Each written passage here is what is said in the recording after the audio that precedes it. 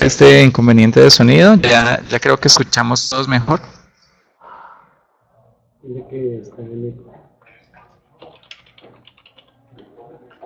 Bueno, entonces retomamos. Les doy la bienvenida a José Eduardo Padilla, Diego Armando Rincón y Laura Jimena Huitrago. Ya pueden empezar con su presentación. Buenas tardes a todos. Les presentamos al grupo PIES de Pedagogía Didáctica en la Educación Superior. Es un grupo que pertenece a la Facultad de Estudios a Distancia de la Universidad Militar Nueva Granada y que aporta a la conferencia al quinto Congreso Internacional de Experiencias Pedagógicas y Didácticas en Educación Virtual. En esta ocasión les vamos a contribuir con la conferencia que hemos preparado como representaciones sociales desde el enfoque posicional sobre el rol docente y tutor en la Universidad Militar Nueva Granada. En esta ocasión nos acompaña Laura Jimena Huitrago Duarte, joven investigadora del grupo, y Diego Armando Rincón Caballero, quien hace las veces de asistente. Entonces vamos a dar inicio a nuestra conferencia. En la diapositiva pueden observar los referentes de psicología social desde la perspectiva de William Doyle.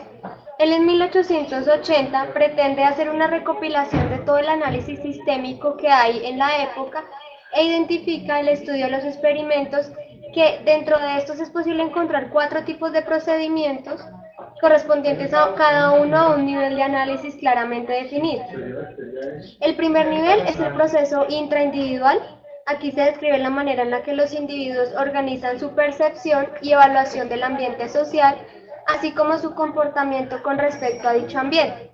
Por ende, el autor afirma que la interacción entre el individuo y el ambiente no está totalmente resuelta. En el segundo nivel de análisis se encuentran los procesos interindividuales que ocurren en una situación determinada. Los principales estudios de este nivel son la teoría de juegos, debido a que su gran preocupación se basa en las dinámicas de las relaciones establecidas entre ciertos individuos en la situación en un momento determinado, y hace énfasis en la dinámica de la espiral basada en conflictos y qué tensión se desarrolla entre ellos. Más adelante se encuentra el tercer nivel, enfocado en el análisis de las diferencias extrasituacionales en una posición social que interviene en una interacción situacional. Los estudios aquí situados son los relacionados con poder e identidad, los cuales tratan de explicar los efectos de introducir diferencias en posiciones sociales. Y por último, el autor identifica el cuarto nivel como el sistema de creencias, representaciones, evaluaciones y normas que el sujeto lleva consigo en una situación experimental. De esta manera, Doyle hace énfasis que para llevar a cabo el experimento de psicología social es posible la articulación de los diferentes niveles.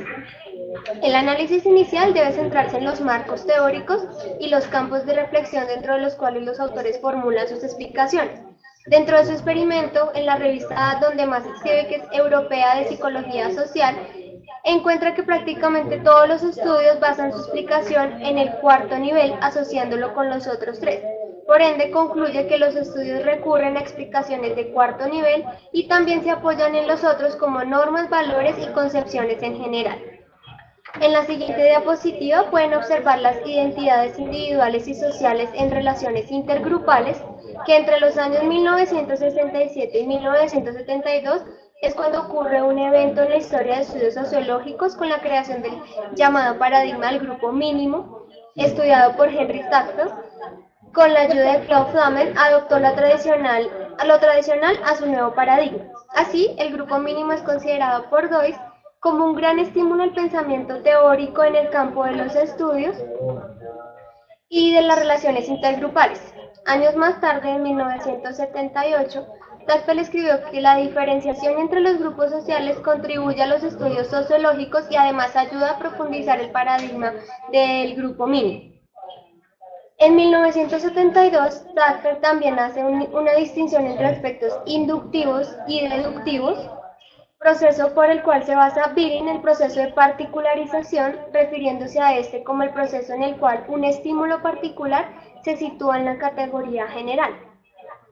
El método de Benrich en 1986, él comienza definiendo el ser a través de su pasado, su actual autoimagen y su imagen ideal o ego ideal.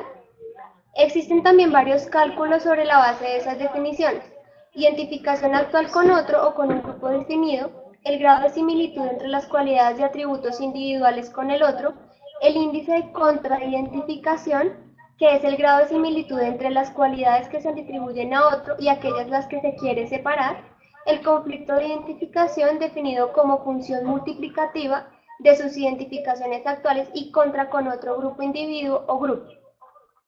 De esta manera también se encuentran los estudios de Touraine, que en 1981 identifica 3 principios que intervienen en los movimientos sociales. El principio de identidad, el cual trata de cómo el actor social se define a sí mismo. El principio de oposición, se presupone el nombre del adversario. Y el principio de totalidad, el cual establece que un acuerdo de valores y orientaciones generales de una sociedad específica a un grupo puede también tener objetivos comunes. Por último, se encuentra la teoría de Turner llamada autocategorización. Esta identifica niveles de categorización, entre ellos el nivel subordinado de un individuo particular, el nivel intermedio de grupos y el nivel subordinado del yo como un ser humano. De esta manera, Turner afirma que cada nivel define una identidad personal, social y humana. En el conflicto sociocognitivo, que es la siguiente diapositiva, vemos que en los años 70 se comienza más específicamente el estudio de las relaciones entre interacciones sociales y el desarrollo cognitivo. La orientación teórica varía, algunos enfatizan el rol de la observación y la imitación, como Murray, y otros, por su parte, Rosenthal, Zimmerman, Bandura y Walters, insisten en el rol del esfuerzo indirecto de las condiciones. La mayoría de estos estudios, según Doyce y Mugni, se basan en esta afirmación común: la interacción debe su efectividad al proceso de imitación. Así, la interacción con el modelo de nivel cognitivo alto sería necesaria para el sujeto con nivel cognitivo bajo para que éste progrese. En 1976, Doyce, Meyer y Perret muestran que cualquier evaluación de inteligencia debe tener en cuenta el contenido ideológico que implica la situación experimental. Así, ellos mismos han encontrado que, contrario al modelo mecanicista, el desarrollo y desempeño cognitivo no puede ser predecido desde niveles cognitivos previos de un grupo. Acerca del método experimental, y de acuerdo a los diagramas que están viendo ahí, fue un experimento hecho por Doyce con 74 niños en edades entre 5 y 7 años trabajando en parejas de representación. Las parejas se formaron en base a un pretest, el cual consistió en unir niños que usaran estrategias similares o niños cuyas estrategias fueran diferentes. El rol de experimentador se redujo al mínimo para asegurar que el procedimiento fuera correcto. 2 tipos de notas fueron usados: simples y complejas. En la simple, el modelo no rotaba, y en la compleja rotaba 180, haciendo que el sujeto usara su orientación para realizar la representación espacial. Se le pidió a los individuos que realizaran una villa de cómo ellos la veían en esa edad. Todos los niños presentaron el test individualmente y fueron calificados según su estrategia que usaron. Para la segunda fase de interacción, el sujeto fue agrupado en parejas. Las instrucciones que recibieron fueron las mismas y adicionalmente debían estar de acuerdo con el resultado obtenido. Como resultado del experimento, Doyce y Mugni concluyen que en el análisis estadístico de los índices de desviación para varias situaciones experimentales, muestran que a mayor nivel de los miembros más avanzados, mejor es el desempeño del grupo. Además, demuestran que la interacción no necesariamente es conflictiva.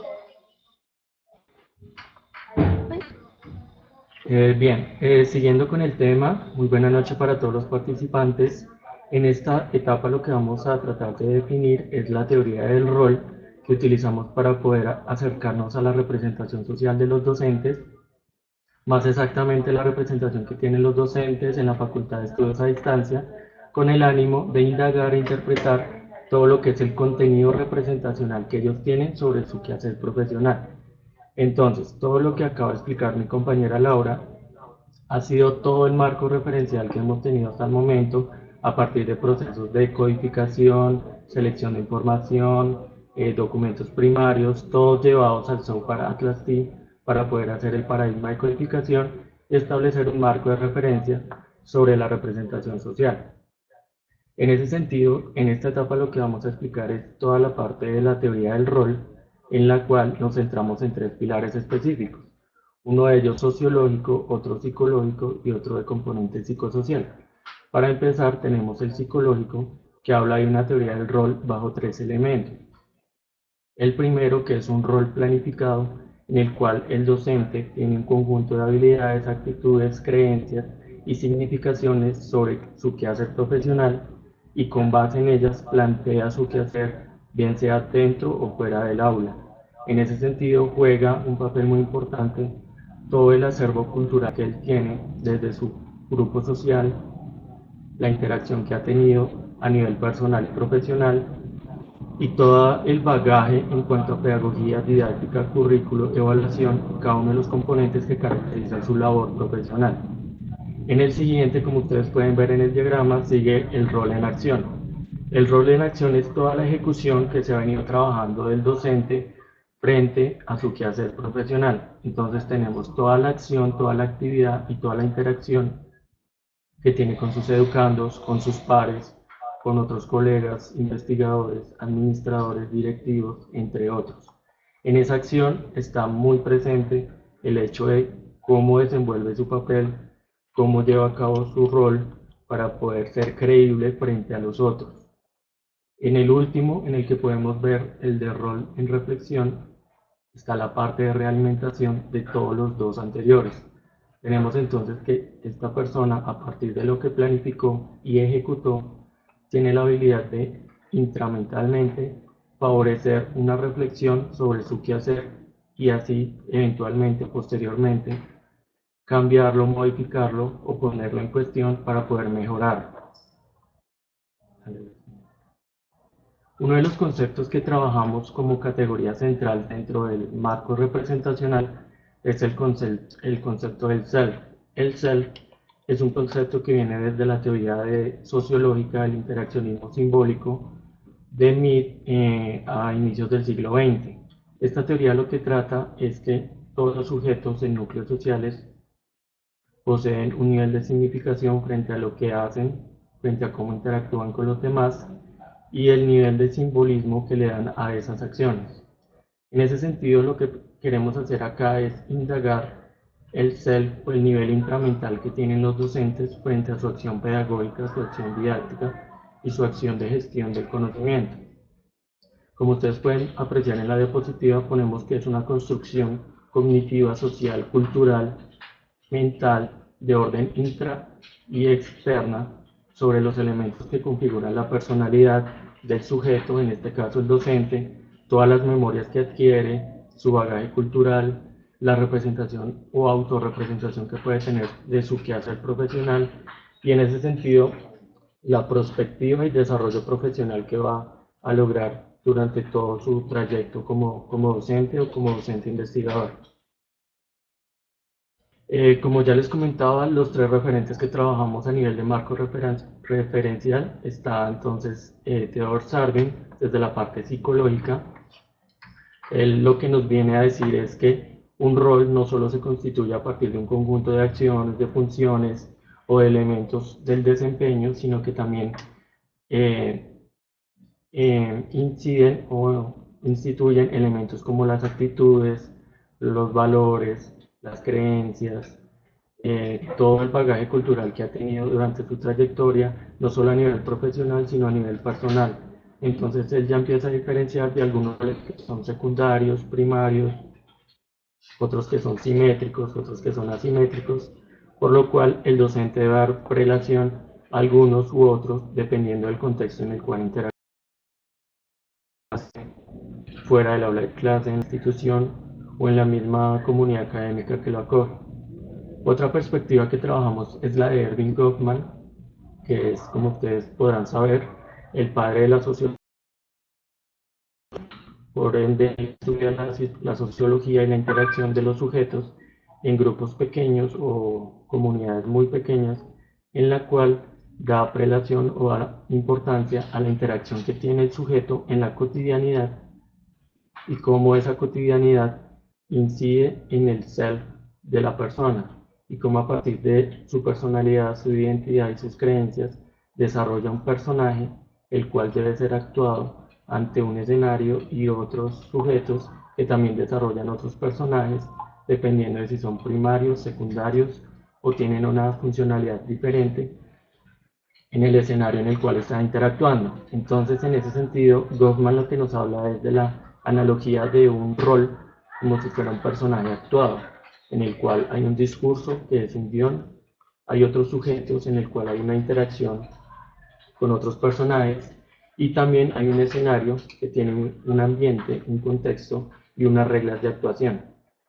En ese sentido, entonces el personaje que viene a desenvolver el docente, en este caso, está dependiente a lo que pueden hacer otros personajes en un juego de roles, como ya lo decía mi compañera Laura, que son el que juega el estudiante, el que juegan sus pares académicos, el que juegan funcionarios y el que juegan agentes externos a la comunidad académica en la cual se desempeña. Por último, tenemos el componente teórico de Monereo y Badía, un poco más actualizado, que trabaja el concepto de heterónimos. Este concepto de heterónimos tiene la función de dar una orientación de lo que puede ser un rol primario o un rol secundario dependiendo del contexto. En ese sentido, la analogía o la morfología que trabajan estos dos sujetos, es decir, que un personaje puede tener un alter ego que puede superar inclusive al yo mismo. Para concluir, queremos decirles que esto es una investigación, estamos mostrando resultados de una investigación parcial en la cual lo que sigue es mostrar una parte empírica en la cual apliquemos una serie de entrevistas y grupos focales en la cual miremos hasta qué punto el enfoque posicional y la posición que tiene el docente, bien sea un docente de cátedra, un docente de tiempo completo, un docente investigador o independiente de la categoría o la carrera que tiene, puede influir en el contenido representacional que tiene. Está influido de manera trascendente por el conjunto de creencias, pensamientos del orden cotidiano que tienen otros sujetos frente a su labor. Ya para finalizar, al respecto sobre el estudio. Es decir que a manera de conclusiones, ya en los primeros avances de la investigación, encontramos que los métodos experimentales propuestos por Doig se sustentan en niveles de explicación que podríamos clasificar en intraindividual, sustentado en la percepción y evaluación del ambiente social, en los interindividuales, que son situaciones localizadas, y los relacionados con el poder y la identidad social. Claro está que el sistema de creencias, representaciones y evaluaciones y no es que el sujeto contiene en una situación experimental. En ese mismo sentido podemos ver el fenómeno de causalidad en el cual queda demostrado que el desempeño del grupo está en función de los mejores desempeños de sus miembros. Igualmente, se confirma la aparición de la reestructuración cognitiva en el grupo de sujetos que realizan tareas aún sin influencia de un externo, y además se comprueba que el desempeño cognitivo colectivo es, desde luego, superior al individual. En generales, las representaciones sociales a partir de un enfoque posicional permite comprender elementos de identidad, el funcionamiento cognitivo y de niveles de objetividad que se desarrollan a través de convenciones y diálogos manejados por los sujetos en determinado grupo social. Podríamos adicionar también que la actuación del rol y la permanencia en la cotidianidad recalcan la posibilidad de estudios psicosociales para establecer cambios de representaciones sobre el rol y la forma como éste actúa y planifica a través de relaciones de orden simétrico. En líneas generales es lo que llevamos hasta el momento.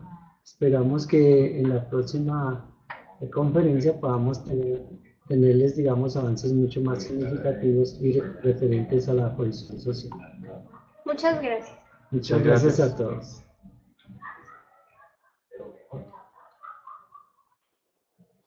Bien, muchas gracias a nuestros ponentes, a los participantes.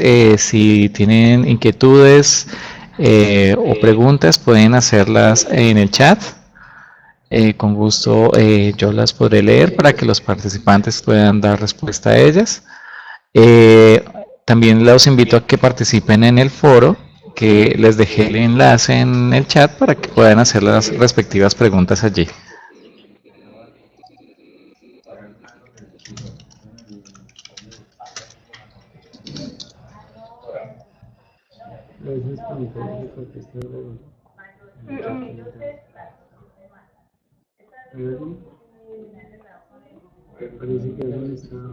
Bien, tenemos la primera pregunta del participante Cristian Cepeda sobre el rol del maestro. ¿Cuáles mecanismos virtuales podemos analizar desde esta ponencia? Los virtuales que vamos a implicar en esta ponencia tienen que ver es en el orden de cómo el docente utiliza, y más que utilizar, apropiar los elementos de las TIC y cómo los elementos de los ambientes virtuales, los MOOCs y otro tipo de tecnologías influyen en las creencias que él tiene en cuanto al cambio que va a tener de un rol de docente presencial a otro de docente virtual, e incluso un rol que pudiera tener en modalidades virtuales o combinadas como la e-learning. Entonces, en ese sentido, lo que queremos indagar más allá de lo técnico o tecnológico en términos de los ambientes virtuales y la modalidad es cómo el docente viene a desarrollar o a aplicar un papel en ese tipo de unos elementos de formación, de evaluación y realimentación sobre su labor pedagógica. ¿Cómo se apropia de su rol el estudiante y cómo manejar la relación con el docente desde lo virtual? Digamos que la parte del estudiante por el momento no la hemos trabajado porque estamos centrados en el rol del docente. No obstante, una segunda fase del estudio nos lleva, inclusive nos obliga a mirar cuál sería el rol que tiene el estudiante. Por ende, mirar cómo ve el estudiante al docente en la modalidad virtual, distancia o semipresencial, y cuál es el conjunto de creencias y pensamientos que se envuelve a partir de los elementos de las TIC, llámese plataformas, llámese ambientes o llámese objetos virtuales con los cuales media su labor a partir de este tipo de educación. Entonces, si bien la pregunta es coherente en términos de mirar qué es lo que piensa el estudiante sobre el docente, nos lleva primero en un orden mirar qué es lo que piensa el docente sobre su labor para establecer después lo que llamaba mi compañera Laura el juego de roles, mirar la interacción que tiene tanto el docente con el estudiante y después mirar todo el conjunto de la comunidad, no solo la relación binaria docente-estudiante, sino también otros agentes, incluso mucho más externos de la universidad, que también obviamente tienen repercusión sobre el rol del docente en la modalidad virtual. ¿Y estos roles cómo se manejan de docente a estudiante? Digamos que estos roles por lo general desde la modalidad presencial están siendo manejados de forma asimétrica, entonces se tiene todavía la concepción o el ideal de que el docente subordina a los estudiantes, cosa diferente que pasa en la virtualidad, que ya tenemos una relación diferente en la cual el estudiante es más autónomo, más colaborativo, más participante y se ve al docente con un rol de facilitador. Inclusive en las primeras encuestas que hemos venido aplicando, se tiene que dentro del contenido representacional se ve al docente es como un facilitador, como un orientador, como un mediador, más no como una figura patriarcal, por decirlo así, o autoritaria, en la cual es única fuente de verdad, sino que es una figura más colaborativa frente a los procesos de educación. ¿Cómo las representaciones sociales sobre el docente tutor pueden ser abordadas desde las mediaciones tecnológicas en educación?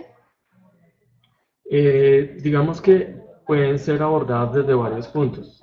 Como ya les venía diciendo, uno sería mirar cómo el docente está apropiando las tecnologías, otro sería mirar cómo el conjunto de políticas, cómo el conjunto de orientaciones, cómo el conjunto de planes, tanto locales como a nivel nacional, tanto a nivel del Ministerio de las TIC o el Ministerio de Educación, permea la labor del docente, y otra es ver cómo todo el conjunto de estas competencias tecnológicas hacen que el docente tenga una transformación en su desempeño y en su labor a nivel no solo pedagógica, sino también en su parte personal, en su parte de identidad, en su parte de creencias, y por lo cual nosotros decimos que el rol no es estático, sino que siempre va cambiando, y que en la parte virtual mucho más, porque todo el impacto de las TIC y la sociedad de la información, a nivel de lo que dice Bauman en la sociedad líquida, es efímero. Cada vez que vamos mirando e indagando el rol, siempre van a haber unos cambios en términos contextuales, llámese institución, llámese localidad, llámese comunidad académica, que van implicando la transformación del rol docente. Entonces sería complejo decir que en algún punto podemos dictaminar ciertos roles. En el caso particular de la Universidad Militar, estamos tratando de integrarlo a nivel de la facultad. Posteriormente estaremos mirando cómo influye a nivel de la facultad en otras facultades y a nivel externo mirar cómo la universidad está en un referente de la educación virtual frente a otros, que sería otra fase de la investigación. Alguna ampliación. A manera de ampliación, hemos estado consultando la manera como los padres ven a docentes que están usando la educación virtual como medio de enseñanza o de orientación de aprendizajes a los estudiantes.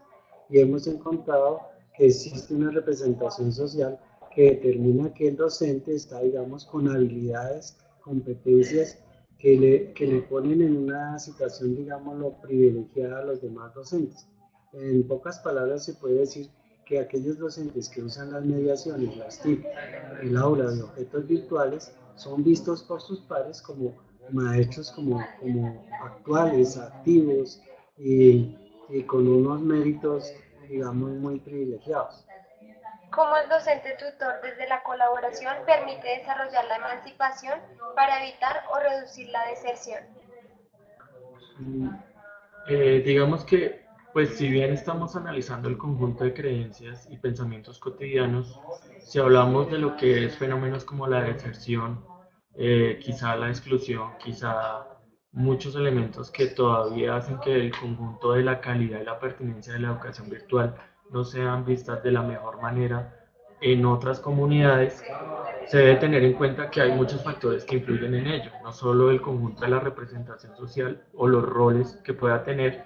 Sin embargo, el hecho de comentar la transformación o la emancipación, la colaboración o el grado de autonomía que puede dar el docente a los estudiantes, está comprobado que puede ayudar a mitigar esto. Entonces, el hecho de hacer que el docente apropie unos roles más de facilitador, más de orientador, más de guía, más de mentor y más de acompañamiento a sus estudiantes permite o lleva a cabo que el estudiante siempre esté en un orden de acompañamiento, de guía, que permita desarrollar sus actividades a nivel actitudinales, cognitivas, sociales, de interacción, y que lleva a cabo a nivel de muchos medios, bien sea sincrónicos o asincrónicos, una labor constante para poder aprender. En ese sentido, la labor del docente es primordial porque no se deja todo en función de las TIC. En cambio, las TIC es una mediación, más no un recurso, por la cual el docente amplía sus roles. De otra manera, también adicional de este concepto, está, digamos, teorías como la de aquellas del ambiente o de la teoría sociocrítica en Giraud, donde se determina de alguna manera la emancipación del estudiante, pero más hacia lo que podríamos mirar como la transformación de su realidad, y del docente emancipador en la medida que o el docente catalogado como intelectual transformador que permite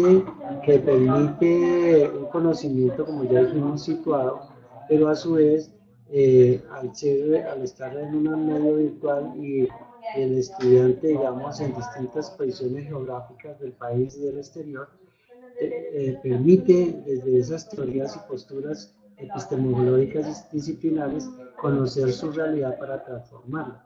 Es distinto a lo que se puede estar dando en la presencial, que es un contexto unificado, digamos, para el punto del curso.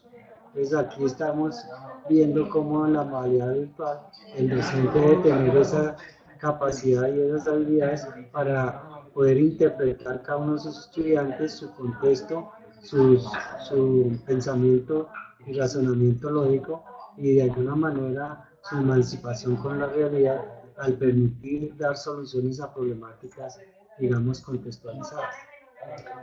Lisset Niño pregunta que si dentro de ese rol facilitador del docente vemos que la educación ha sido permeada por una concepción facilista en donde al estudiante se le ofrece y se le pone en las manos tantos recursos como sea posible para que su aprendizaje sea efectivo. Sin embargo, ¿cómo determinar en qué punto el rol del docente y el estudiante debe mutar para que el proceso educativo no caiga en la monotonía y se pierda la interacción de dichos roles? Bueno, podríamos decir en principio que está en las actividades que el docente y digamos desde una postura pedagógica proponga a sus estudiantes. Es bien conocido que prácticamente el estudiante desde su autonomía y su ejercicio de interacción con los demás en temas de aprendizaje colaborativo hace una interacción con el medio y además con sus pares para resolver, digamos, problemáticas que se le estén planteando por el docente.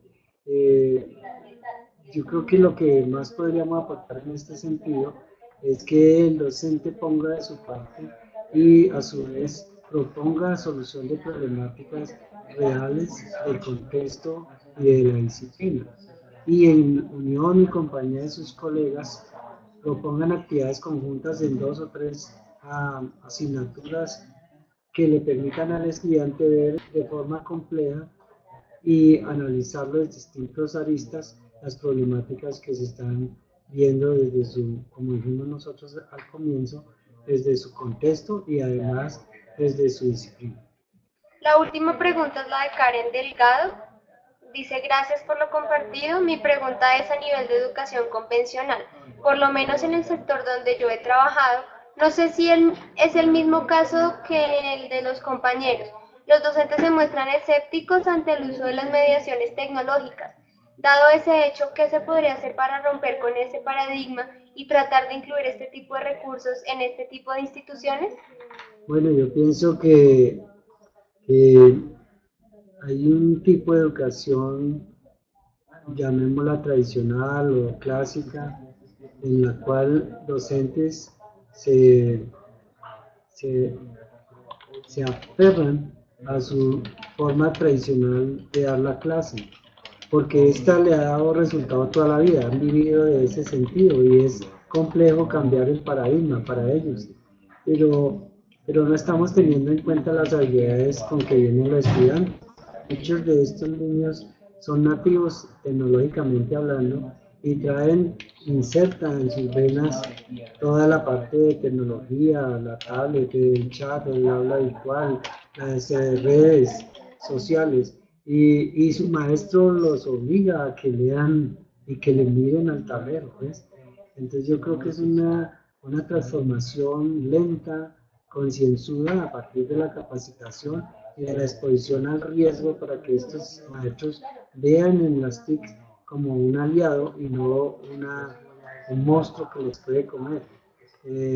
Es preocupante realmente porque si el maestro no cambia, sus clases sin duda van a ser tediosas, cansonas, no va a ser un ambiente favorable de aprendizaje.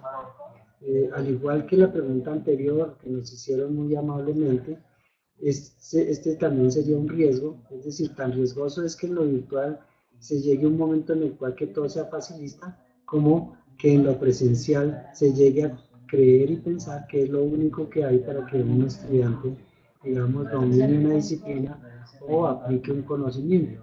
Esa es la situación. Muchísimas gracias, el Grupo PIDES agradece su atención y estamos pues prestos a asistir a nuevos eventos como este donde se permite la interacción y conocimiento de temas importantes. Cualquier duda que tengan en el chat, estamos atentos, o en el foro. Muchas gracias. Muchas gracias a todos por su asistencia, por su compañía y por demostrar una vez más que a través de estos medios no nos separa la distancia, no nos separa el tiempo, y nos sentimos cerca y obviamente podemos producir y compartir conocimientos, no solo por los hallazgos del... Bien, agradecemos la participación de nuestros ponentes y la de nuestros asistentes también. Muchas gracias por siempre. Muchas gracias. Chao.